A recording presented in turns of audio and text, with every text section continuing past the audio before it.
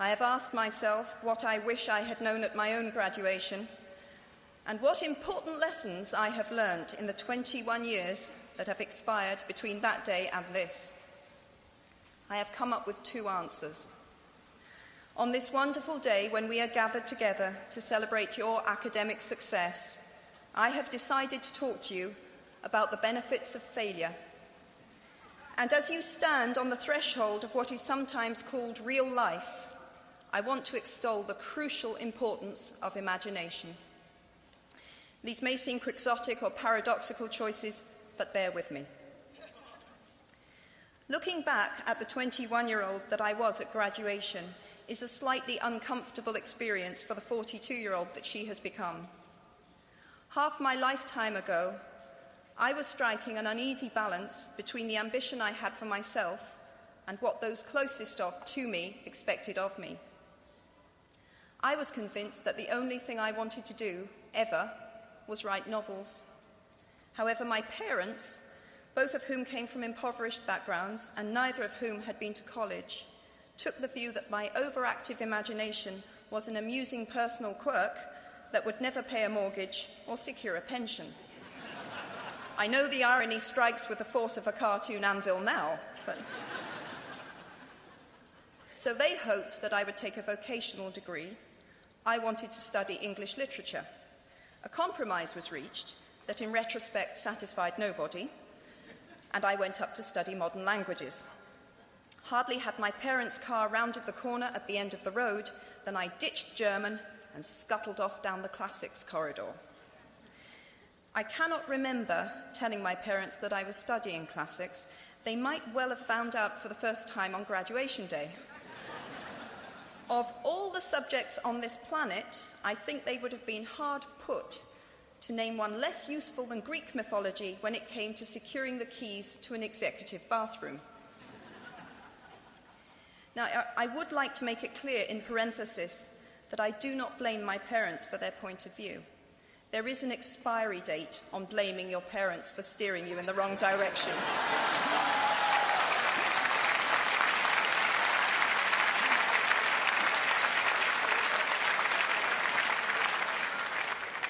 The moment you are old enough to take the wheel, responsibility lies with you. What is more, I cannot criticize my parents for hoping that I would never experience poverty. They had been poor themselves, and I have since been poor, and I quite agree with them that it is not an ennobling experience. Poverty entails fear and stress, and sometimes depression. It means 1,000 petty humiliations and hardships. Climbing out of poverty by your own efforts, that is something on which to pride yourself, but poverty itself is romanticized only by fools. What I feared most for myself at your age was not poverty, but failure. At your age, in spite of a distinct lack of motivation at university, where I had spent far too long in the coffee bar writing stories and far too little time at lectures, I had a knack for passing examinations, and that, for years, had been the measure of success in my life and that of my peers. Now, I am not dull enough to suppose that because you are young, gifted, and well-educated, you have never known heartbreak, hardship, or heartache. Talent and intelligence never yet inoculated anyone against the caprice of the fates, and I do not for a moment suppose that everyone here has enjoyed an existence of unruffled privilege and contentment. However, the fact that you are graduating from Harvard suggests that you are not very well acquainted with failure. You might be driven by a fear of failure quite as much as a desire for success. Indeed, your conception of failure might not be too far removed from the average person's idea of success. So high have you already flown. Ultimately, we all have to decide for ourselves what constitutes failure. But the world is quite eager to give you a set of criteria if you let it. So I think it fair to say that by any conventional measure, a mere 7 years after my graduation day, I had failed on an epic scale. An exceptionally short-lived marriage had imploded, and I was jobless, a lone parent, and as poor as it is possible to be in modern Britain without being homeless. The fears that my parents had had for me and that I had had for myself had both come to pass, and by every usual standard, I was the biggest failure I knew. Now, I'm not going to stand here and tell you that failure is fun. That period of my life was a dark one, and I had no idea that there was going to be what the press has since represented as a kind of fairy tale resolution. I had no idea then how far the tunnel extended, and for a long time, any light at the end of it was a hope rather than a reality. So why do I talk about the benefits of failure? Simply because failure meant a stripping away of the inessential. I stopped pretending to myself that I was anything other than what I was, and began to direct all my energy into finishing the only work that mattered to me. Had I really succeeded at anything else, I might never have found the determination to succeed in the one arena where I believed I truly belonged. I was set free because my greatest fear had been realized, and I was still alive, and I still had a daughter whom I adored, and I had an old typewriter and a big idea. And so rock bottom became the solid foundation on which I rebuilt my life. You might never fail on the scale I did, but some failure in life is inevitable. It is impossible to live without failing at something, unless you live so cautiously that you might as well not have lived at all, in which case you fail by default. Failure gave me an inner security that I had never attained by passing examinations. Failure taught me things about myself that I could have learned no other way. I discovered that I had a strong will and more discipline than I had suspected. I also found out that I had friends whose value was truly above the price of rubies. The knowledge that you have emerged wiser and stronger from setbacks means that you are, ever after, secure in your ability to survive. You will never truly know yourself or the strength of your relationships until both have been tested by adversity. Such knowledge is a true gift, for all that it is painfully won, and it has been worth more than any qualification I ever earned.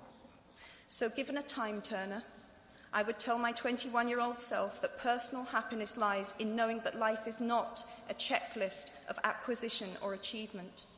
Your qualifications, your CV, are not your life, though you will meet many people of my age and older who confuse the two. Life is difficult and complicated and beyond anyone's total control, and the humility to know that will enable you to survive its vicissitudes. Now, you might think that I chose my second theme, the importance of imagination, because of the part it played in rebuilding my life, but that is not wholly so. Though I personally will defend the value of bedtime stories to my last gasp, I have learnt to value imagination in a much broader sense. Imagination is not only the uniquely human capacity to envision that which is not, and therefore the fount of all invention and innovation. In its arguably most transformative and revelatory capacity, it is the power that enables us to empathise with humans whose experiences we have never shared. One of the greatest formative experiences of my life preceded Harry Potter, though it informed much of what I subsequently wrote in those books. This revelation came in the form of one of my earliest day jobs. Though I was sloping off to write stories during my lunch hours, I paid the rent in my early 20s by working at the African Research Department of Amnesty International's headquarters in London. There in my little office, I read hastily scribbled letters smuggled out of totalitarian regimes by men and women who were risking imprisonment to inform the outside world of what was happening to them. I saw photographs of those who had disappeared without trace, sent to Amnesty by their desperate families and friends. I read the testimony of torture victims and saw pictures of their injuries. I opened handwritten, eyewitness accounts of summary trials and executions, of kidnappings and rapes. Many of my co-workers were ex-political prisoners, people who had been displaced from their homes or fled into exile because they had the temerity to speak against their governments. Visitors to our offices included those who had come to give information or to try and find out what had happened to those they had left behind. I shall never forget the African torture victim, a young man no older than I was at the time, who had become mentally ill after all he had endured in his homeland. He trembled uncontrollably as he spoke into a video camera about the brutality inflicted upon him. He was a foot taller than I was and seemed as fragile as a child. I was given the job of escorting him back to the underground station afterwards, and this man, whose life had been shattered by cruelty, took my hand with exquisite courtesy and wished me future happiness. And as long as I live, I shall remember walking along an empty corridor and suddenly hearing, from behind a closed door, a scream of pain and horror such as I have never heard since. The door opened, and the researcher poked out her head and told me to run and make a hot drink for the young man sitting with her. She had just had to give him the news that in retaliation for his outspokenness against his country's regime, his mother had been seized and executed. Every day of my working week in my early 20s, I was reminded how incredibly fortunate I was to live in a country with a democratically elected government where legal representation and a public trial were the rights of everyone. Every day, I saw more evidence about the evils humankind will inflict on their fellow humans to gain or maintain power. I began to have nightmares, literal nightmares, about some of the things I saw, heard, and read. And yet, I also learned more about human goodness at Amnesty International than I had ever known before. Amnesty mobilizes thousands of people who have never been tortured or imprisoned for their beliefs to act on behalf of those who have. The power of human empathy leading to collective action saves lives and frees prisoners. Ordinary people whose personal well-being and security are assured join together in huge numbers to save people they do not know and will never meet. My small participation in that process was one of the most humbling and inspiring experiences of my life. Unlike any other creature on this planet, human beings can learn and understand without having experienced. They can think themselves into other people's places. Of course, this is a power, like my brand of fictional magic, that is morally neutral.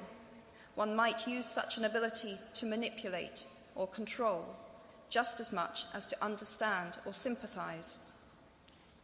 And many prefer not to exercise their imaginations at all. They choose to remain comfortably within the bounds of their own experience, never troubling to wonder how it would feel to have been born other than they are. They can refuse to hear screams or peer inside cages. They can close their minds and hearts to any suffering that does not touch them personally. They can refuse to know. I might be tempted to envy people who can live that way, except that I do not think they have any fewer nightmares than I do. Choosing to live in narrow spaces leads to a form of mental agoraphobia, and that brings its own terrors. I think the willfully unimaginative see more monsters. They are often more afraid. What is more, those who choose not to empathize enable real monsters, for without ever committing an act of outright evil ourselves, we collude with it through our own apathy. One of the many things I learned at the end of that classics corridor down which I ventured at the age of 18 in search of something I could not then define was this, written by the Greek author Plutarch: "What we achieve inwardly will change outer reality." That is an astonishing statement, and yet proven 1,000 times every day of our lives. It expresses in part our inescapable connection with the outside world, the fact that we touch other people's lives simply by existing. But how much more are you, Harvard graduates of 2008, likely to touch other people's lives? Your intelligence, your capacity for hard work, the education you have earned and received give you unique status and unique responsibilities. Even your nationality sets you apart. The great majority of you belong to the world's only remaining superpower. The way you vote, the way you live, the way you protest, the pressure you bring to bear on your government has an impact way beyond your borders. That is your privilege and your burden. If you choose to use your status and influence to raise your voice on behalf of those who have no voice, if you choose to identify not only with the powerful but with the powerless, if you retain the ability to imagine yourself into the lives of those who do not have your advantages, then it will not only be your proud families who celebrate your existence, but thousands and millions of people whose reality you have helped change. We do not need magic to transform our world. We carry all the power we need inside ourselves already. We have the power to imagine better. I am nearly finished. I have one last hope for you, which is something that I already had at 21. The friends with whom I sat on graduation day have been my friends for life. They are my children's godparents, the people to whom I've been able to turn in times of real trouble, people who have been kind enough not to sue me when I took their names for Death Eaters.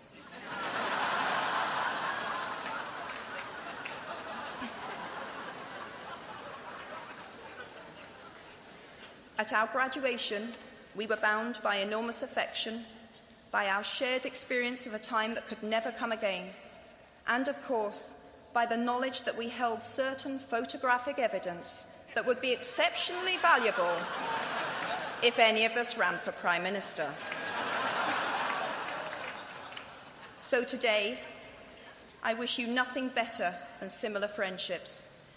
And tomorrow, I hope that even if you remember not a single word of mine, you remember those of Seneca, another of those old Romans I met when I fled down the classics corridor in retreat from career ladders in search of ancient wisdom. As is a tale, so is life. Not how long it is, but how good it is what matters. I wish you all very good lives. Thank you very much.